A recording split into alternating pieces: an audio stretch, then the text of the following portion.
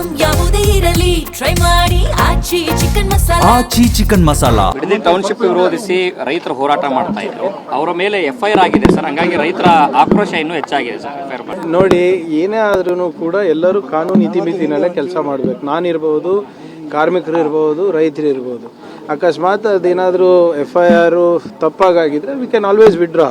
But ಅದು ಯಾಕಂದರೆ ನಾವು ಒಂದು ಸಲಹೆಯನ್ನು ನೀಡಿರ್ತೀವಿ, ಈ ಚೌಕಟ್ಟನ್ನು ದಾಟಬಾರ್ದು ಅಥವಾ ಇಲ್ಲಿಗೆ ಮಾತ್ರ ಸೀಮಿತ ಇರಬೇಕು ಅಂತ. ಬಹುಶಃ ಅದನ್ನು ಏನಾದರೂ ಉಲ್ಲಂಘನೆ ಆಗಿದ್ದರೆ FIR ಆಗಿರ್ತದೆ. ನಾನು ಲೋಕಲಲ್ಲಿ ತಿಳ್ಕೊತೀನಿ ಏನಾಗಿದೆ ಅಂತ. ಬಟ್ ನಾವೇನು ರೈತರ ಪರವಾಗೇ ಇದ್ದೀವಿ. ಯಾವುದೇ ರೈತರಿಗೆ ಅನಾನುಕೂಲ ಆಗಬೇಕು ಅಥವಾ ಅವರ ಏನು ಇಚ್ಛಾಶಕ್ತಿ ವಿರುದ್ಧ ನಾವು ಯಾವುದೇ ಒಂದು ಲ್ಯಾಂಡನ್ನು ಅಕ್ವೈರ್ ಮಾಡೋದಾಗಲಿ ನಾವು ಮಾಡ್ತಾ ಇಲ್ಲ.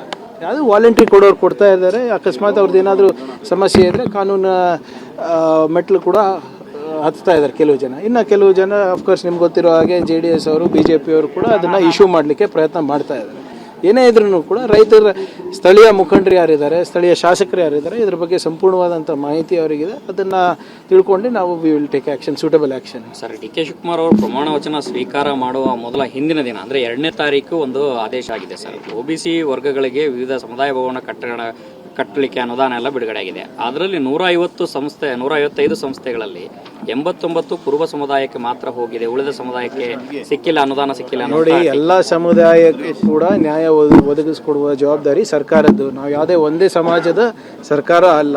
ಅಂಥದ್ದೇನಾಗ ಸಹಜವಾಗಿ ಕೆಲವು ಸಂದರ್ಭದಲ್ಲಿ ಏನಾಗ್ತದೆ, ಒಂದು ಸಮಾಜಕ್ಕೆ ಹೆಚ್ಚು ಸಿಗುತ್ತೆ, ಒಂದು ಸಮಾಜಕ್ಕೆ ಕಮ್ಮಿ ಸಿಗುತ್ತೆ. ಇನ್ನು ನಮ್ಮ ಸರ್ಕಾರನೇ ಇರೋದಲ್ಲ, ವಿ ವಿಲ್ ರೆಕ್ಟಿಫೈ ಎವ್ರಿಥಿಂಗ್. ಅದರಲ್ಲಿ ಯಾವುದೇ ಸಮಾಜಕ್ಕೂ ಅನ್ಯಾಯ ಮಾಡೋದು ನಮ್ಮ ಉದ್ದೇಶ ಇಲ್ಲ.